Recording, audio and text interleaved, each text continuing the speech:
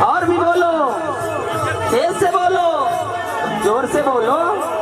जय माता दी, जय माता दी, जय माता दी, जय माता दी। बोली अम्बे मातु की। अक्षय शास्त्री जी मेडल देख लें। सभी लोगों का दौरा कैसा रहा? उत्तर प्रदेश में योगी सरकार बनी है एक बार फिर से, तो क्या कुछ कहना चाहेंगे और क्या तैयारियां चल रही हैं आपके विश्व हिंदू सेवा संघ की तरफ से? विश्व हिंदू सेवा संघ तो अपना हिंदुत्व के लिए जो कार्य है वो पूरे देश में कर ही रहा है, और हमारी तैयारी है कि हम किस तरीके से पूरे देश में हिंदुओं को एकत्र कर सके, जाति व्यवस्था से ऊपर उठ करके हम हिंदुत्व के लिए कार्य कर सके, और राष्ट्र के लिए लोगों का निर्माण, राष्ट्र निर्माण के लिए किस तरीके से युवा लोगों को तैयार कर सके। जो हमारा समाज पतित हो रहा है, पश्चिमी संस्कृति की तरफ अग्रसर हो रहा है, उसको किस तरीके से रोका जाए, यही कारण हम जगह जगह पे लोगों को समझा रहे हैं और कार्य कर रहे हैं। कश्मीर फाइल्स आपने देखी? नहीं, अभी तक समय नहीं मिला, और हो सकता है आज या कल में मैं मेरी परिवार के साथ। कश्मीर फाइल को लेकर के भी बहुत राजनीति हो रही है, तो उसमें क्या कहना चाहेंगे? ये देश का दुर्भाग्य है कि कोई भी व्यक्ति हिंदुत्व के ऊपर आवाज़ उठाता है या तो क्रिमिनल हो जाता है या तो वो पापी हो जाता है। तो ये हमारे देश का सबसे बड़ा दुर्भाग्य है कि जो नरसंहार हुआ कश्मीर में आज से 30 साल पहले, उसको दबा करके रखा। और विवेक अग्निहोत्री का मैं शुक्रगुजार होऊंगा कि उन्होंने उस नरसंहार को उजागर किया और देश को उस नरसंहार से परिचित कराया। अब तकलीफ उन लोगों को हो रही है जिन्होंने इसको एक सेकुलरिज्म के नाम पर इस नरसंहार को अभी तक दबा करके रखा। और मुझे दुर्भाग्य बोलूँ देश का या हिंदू समाज का कि कभी भी अगर हिंदुओं के ऊपर कोई भी अत्याचार होता है और उसकी आवाज़ जो भी व्यक्ति उठाता है, या तो वो देश का क्रिमिनल व्यक्ति हो जाता है या तो व्यक्ति है ना समाज को बांटने वाला हो जाता है। जो पंडित वहाँ से भगाए गए थे, कश्मीरी पंडित, उनके लिए भी सरकार को कुछ चेतना चाहिए। सबसे पहले तो मैं बता दूं, कश्मीर में जो पंडित शब्द का अर्थ निकाला गया है, ये जो गढ़ा गया है, ये षड्यंत्र के तहत गढ़ा गया है। केवल कश्मीर में पंडित ही नहीं थे, केवल एक विशेष जाति को आगे करके कि ताकि समस्त जो जातियां हैं उनका खून न खोले, इस तरीके से मनगढ़ंत कहानी की गढ़ी गई कि केवल पंडितों के ऊपर अन्याय हुआ। मैं आपको बता देना चाहता हूँ, वहाँ पे सिख भी थे, वहाँ पे अन्य समाज के लोग थे, केवल पंडित ही अकेले नहीं भगाए गए। मगर देश का दुर्भाग्य है, यहाँ पे जब हमें किसी अगर हिंदुओं को रोकना है तो उनको अपने जाति के नाम पे बांट दो। अपने आप एक हिंदू सोचता है मेरे ऊपर या मेरे समाज के ऊपर या मेरी जात के ऊपर ये घटना नहीं घटी है, इसलिए वो चुप बैठ जाता है। और मैं देश के लोगों को बोलना चाहूँगा, बताना चाहूँगा, जब जब आप जाति पे बंटोगे तब तक आप इसी तरीके से काटे जाओगे, इसी तरीके से भगाए जाओगे। एक राजनीतिक सवाल और होगा आपसे। उत्तर प्रदेश के चुनाव के दरमियान आपने कहा था कि योगी सरकार बनेगी, जरूर बनेगी, हालांकि सरकार बनी भी। आपने कहा था कि रथ यात्रा निकालूंगा हिंदुओं को एकत्रित करने के लिए, तो क्या तैयारी चल रही है उसके लिए? जी, ये मेरी एक्चुअली मैं आपको एक खुशखबरी में बताना चाहूँगा, जो मुझे भारत सरकार शायद जल्द ही देने वाली है, मिनिस्टर ऑफ स्टेट का पद। और तो मैंने ऐसा सोचा, एक्चुअली नवरात्रि में ये तैयारी थी। अगर नवरात्रि में आया धर्मदास शास्त्री जी ने बोला कि मुझे मतलब इस साल वापस कार्यक्रम करना है, तो मैंने अपनी वो रथ यात्रा कैंसिल की है। आने वाले समय में जल्द से जल्द ये रथ यात्रा उत्तर प्रदेश में होगी। तो किस मुद्दे को लेकर के होगी, मतलब क्या संदेश देंगे रथ यात्रा के माध्यम से? मेरा संदेश सीधा है कि अगर आप अपने प्रदेश की तरक्की चाहते हो, अपने धर्म की तरक्की चाहते हो, तो आप जाति व्यवस्था से हट करके अपनी संस्कृति की ओर अग्रसर हो। हमारी संस्कृति जो है उसका पालन करो, वो मेन मकसद है। और कोई सवाल जो हम आपसे न पूछे हो, आप बोलना चाहें? धन्यवाद। आज नवरात्रि का पहला दिन है, हिंदू रीति रिवाज से आज नए वर्ष का शुभारंभ हो रहा है, तो क्या कुछ कहना चाहेंगे? आज भव्य कार्यक्रम का आयोजन आपने लोखंड वाला एरिया में कर दिया है, जो कि बहुत पॉश एरिया माना जाता है मुंबई का। जयंती मंगला काली भद्रकाली कपालिनी दुर्गा क्षमा शिवा धात्री स्वाहा स्वधा नमोस्तुते। माँ भगवती की अहेत की कृपा से विक्रम संवत 2069 नल नाम संवत्सर चैत्र शुक्ल पक्ष प्रतिपदा आज गुड़ी पड़वा का पावन पर्व माँ भगवती के नवरात्रि का आज प्रथम दिवस प्रथमम शैलपुत्री शाह माँ भगवती शैलपुत्री का आज पहला दिन चैत्र नवरात्रि के पावन पर्व पर यहाँ जन कल्याण की भावना से सहस्त्र चंडी महायज्ञ का नवकुंडीय विशाल आयोजन 9 दिवसीय किया जा रहा है, जिसका उद्देश्य हमारे जात धर्म समाज में जो वैमनस्यता है, महामारी जैसे प्रकोप है, कोरोना जैसी महामारियों से जो पीड़ित हैं, उनके जीवन में खुशी का माहौल स्थापित हो, क्योंकि यज्ञो भवति पर्जन्याः, यज्ञ ही ऐसी क्रिया है जो महामारी का नाश कर सकती है। इस उद्देश्य से प्रतिवर्ष के भांति इस वर्ष भी लोखंडवाला वीर सावरकर ग्राउंड में सार्वजनिक नवरात्रि महोत्सव किया जा रहा है, जिसमें मैं चाहूँगा कि आप समस्त भक्तगण आकर के इस दिव्य आयोजन में सम्मिलित होकर के अपने जीवन को कृतार्थ करें, क्योंकि प्रभु की जब अहेत की कृपा होती है तब यज्ञ कार्य करने का अवसर मिलता है। यज्ञ क्रिया आज की क्रिया नहीं है, ये अनादिकाल से चली आ रही। भगवान राम का भी जन्म यज्ञ के माध्यम से ही हुआ है। यज्ञ ऐसी क्रिया है जिससे चारों पुरुषार्थ की प्राप्ति होती है। धर्म अर्थ काम मोक्ष त्रिविध तापों का नाश होता है।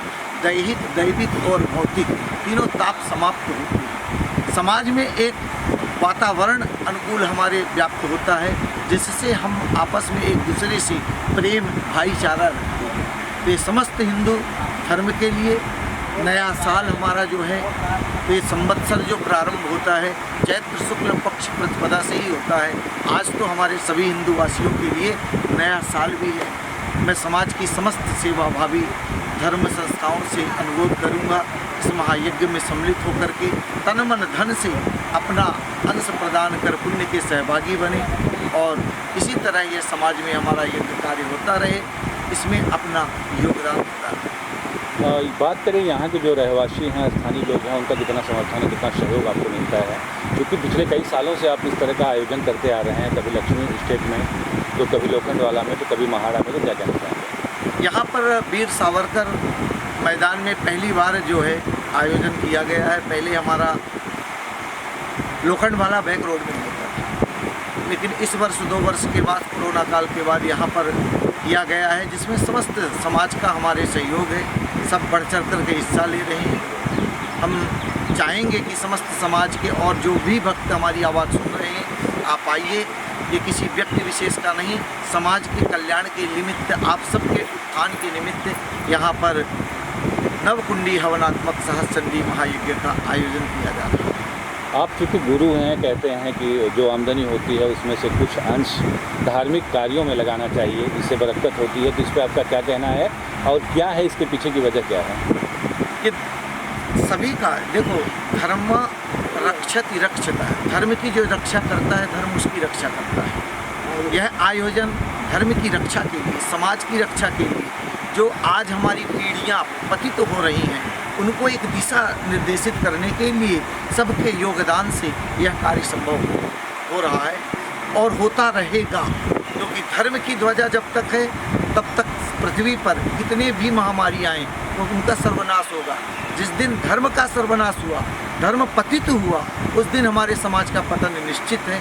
इसीलिए समस्त समाज के भावी संस्थाओं से निवेदन करूंगा कि आप सब एक होकर, ठीक है हमारी जात अलग है, समाज अलग है, बिरादरी अलग है, लेकिन जब हमारे धर्म की बात आए हम सब एक हैं, हिंदू धर्म एक है, तो धर्म को कुठाराघात ना होने पाए। जिस दिन धर्म पर कुठाराघात हुआ तो समझ लो हमारे समाज का पतन होना सुनिश्चित है। भाजपा की सरकार चल रही है तो धर्म कितना आपका हिंदू धर्म में सुरक्षित है? देखो, जो राजा का धर्म होता है कि धर्म की रक्षा करे, जो भी राजा हैं उनसे निवेदन करूंगा, अनुरोध करूंगा कि आपका कर्तव्य है राजा का कि प्रजा के पालन के निमित्त यज्ञ का कार्य, यज्ञ की क्रियाएं आपके माध्यम से संपन्न हो और समस्त प्रजा का कल्याण हो। यही हम राजाओं से निवेदन करें। आपके बगल में द्विवेदी जी बैठे हैं, उनके लिए क्या कहना चाहिए? हमारे श्री अरविंद द्विवेदी जी बड़े प्रिय प्रेमी भक्त हैं, जिनका हमारे इस महान यज्ञ कार्य में बड़ा सुंदर योगदान भी है। धर्म के प्रति इनकी आस्था है। इसी तरह धर्म के प्रति समर्पित होकर के जब धर्म के कार्य के निमित्त इनकी कमी महसूस हो तो इसी तरह उपस्थित हों और धर्म के कार्य को संपन्न कराएं। यही इनके लिए हमारी शुभ आशीर्वाद है और साधुवाद। द्विवेदी सर, आप क्या कहना चाहेंगे? यहाँ है नवकुंडी यज्ञ होगा, बहुत ही धार्मिक कार्यक्रम है आपके एरिया में है, क्या कहना चाहेंगे? सबसे पहले जय माता जी सबको। हमारे राजस्थानी और गुजराती लोगों के लिए हमारे त्यौहार जैसा ये है। हम लगभग 15 साल से ये त्यौहार कर रहे हैं, मना रहे हैं और गुरु जी के आशीर्वाद से प्रोग्राम लगा दिन दुगुना रात होना बढ़ रहा है और बहुत भक्तजन जुड़े हुए हमारे इससे।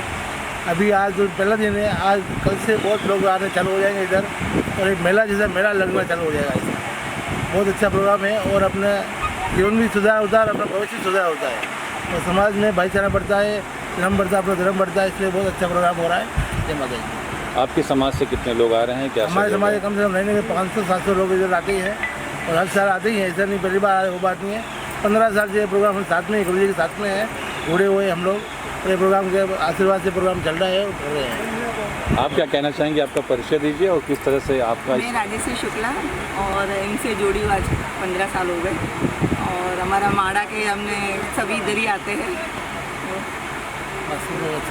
और बस कितना अच्छा लगता है इस तरह का कार्यक्रम का आयोजन जब होता है तो? हम लोग ने जो भी हम इनसे जुड़े ने तो हर साल जो भी होता है तो हमारा तरक्की जो होता है, इनका भी हुआ हमारा भी हुआ। तरक्की यहाँ से होता है, जो मांगो मिलता है। हम लोग इसका 108 राउंड प्रदक्षिणा करते हैं हवन का और फिर और आए दिन सब जुड़ते ही जाते, ज़्यादा पब्लिक जुड़ता ही है की तरफ से। और आए दिन आप इस तरह का कार्य करते रहते हैं, क्या कुछ कहना चाहेंगे? ये जो आज यज्ञ हो रहा है ये पिछले 2007 से हो रहा है और इसमें मैं नहीं, यहाँ के जो निवासी हैं हमारे अंधेरी वेस्ट के, हमारे नारायण भाई हैं और सारे ऐसे लोग हैं जो जुड़े हुए हैं और ये सार्वजनिक तरीके से हम लोग कार्य करते हैं। और ये मुझे अफसोस था कि 2 साल महामारी की वजह से कार्य नहीं हो पाया और आज खुशी इस चीज़ की है कि हम वापस उस कार्य को कर रहे हैं और महामारी को हमने मात दी। और मैं अपने गुरु धर्मदास शास्त्री का धन्यवाद करना चाहूँगा।